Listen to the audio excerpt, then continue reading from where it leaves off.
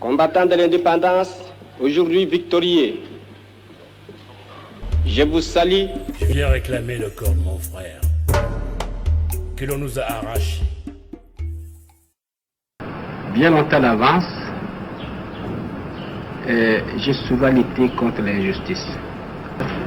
Et alors je n'ai jamais compris dans ma vie pourquoi à l'école on nous enseignait qu'il faut être bon, il faut la charité chrétienne, il faut l'amitié entre les hommes.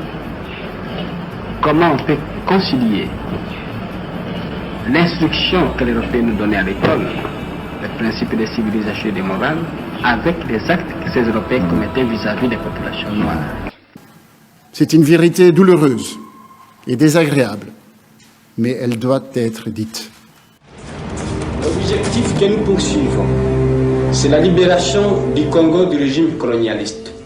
Un homme a été assassiné pour ses convictions politiques. Parce que simplement, il disait quelque chose qui était l'aspiration de la majorité des gens, mais qui n'était absolument pas dans la mentalité ni dans le vouloir de la puissance coloniale de cette époque-là. Qu'il voulait que l'homme noir et l'homme congolais soient un homme digne d'abord de sa propre culture, et il croyait en cet homme-là. Nous voulons être indépendants, oui, nous voulons, mais dans l'égalité et dans le respect. Je crois que c'est pour ça qu'on a toujours dit qu'il était intransigeant.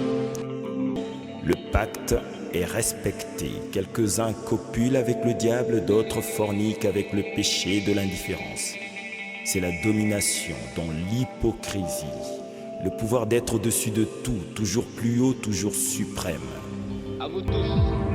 Et Patrice était tellement un homme libre que pour les gens, c'était tellement original de voir un nègre qui léchait pas les pieds des hommes coloniaux et des colons et des autres, que instinctivement il devenait comme une menace. Et c'est ça, cette liberté-là, qui a fait de lui finalement une espèce de météore qui passe dans le ciel et puis qui disparaît très vite.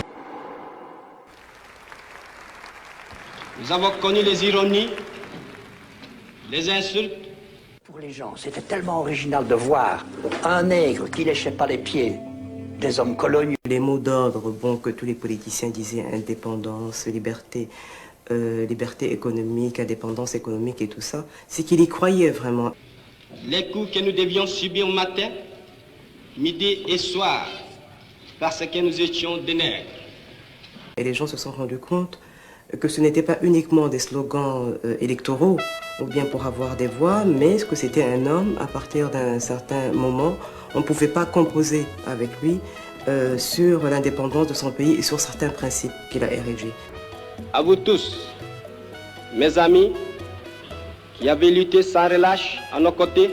Et je pense que c'est pour cela qu'on a vu toute cette coalition, parce qu'il n'y avait pas que la presse. Beaucoup de gens alors ont dit il a signé son arrêt de mort avec ce discours, puisque le gouvernement belge alors, qui ne voulait pas de lui, pas seulement à cause du discours du 30 juin, mais parce qu'il était Patrice Lumumba et que ça ne coïncidait pas avec l'espérance des Belges, ni avec celle des Américains, ni avec celle, enfin, de beaucoup de gens du monde des affaires. Tout fait semblant d'avancer, mais tout est maîtrisé pour perdurer encore plus longtemps. Ce n'est pas un rêve.